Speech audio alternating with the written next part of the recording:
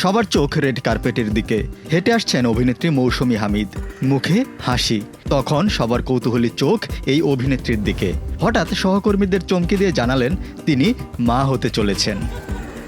এ খবর শুনে চারপাশ থেকে মুমতাহিয়া, টয়া, সৈয়দ জামান শাওন সহ আরও অনেকেই এগিয়ে এলেন শুভকামনা জানাতে। টয়া খুশিতে জড়িয়ে ধরে হবু সন্তান ও মায়ের জন্য আশীর্বাদ জানালেন। মৌসুমী হামিদ বললেন, আমি সবাইকে সারপ্রাইজ দেওয়ার জন্য প্রথমবার বাইরে এসেছি।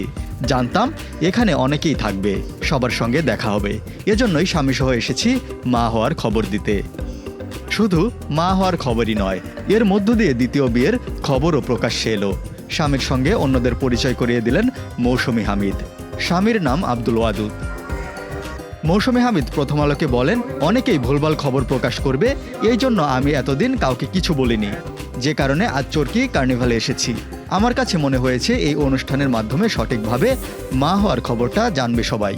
আমি এবং আমার অনাগত সন্তান ভালো আছি, নতুন একটা অনুভূতির মধ্য দিয়ে যাচ্ছি, এজন্য সবার কাছে দোয়া চাই। কবে কোথায় বিয়ে করলেন এমন প্রশ্নে তিনি বলেন, বেশ আগেই তাদের বিয়ে হয়েছে, আপাতত মা হচ্ছেন সেটা নিয়ে থাকতে চান। কথা বলার মধ্যেই স্বামীর সঙ্গে পরিচয় করিয়ে দিয়ে বললেন, আমরা দীর্ঘ 14 বছরের পুরনো বেস্ট ফ্রেন্ড। আমাদের মধ্যে অনেক বিষয়ে মিল ছিল, যে কারণেই বিয়ের সিদ্ধান্ত নেই। সব কিছুর জন্য দোয়া চাই। 3 জুলাই ছিল বাংলাদেশের ওটিটি অঙ্গনের অন্যতম বড় আয়োজন চরকি কার্নিভাল। রাজধানীর একটি 5 তারকা হোটেলে দ্বিতীয় চরকি অ্যাওয়ার্ডসের আয়োজন করা হয়।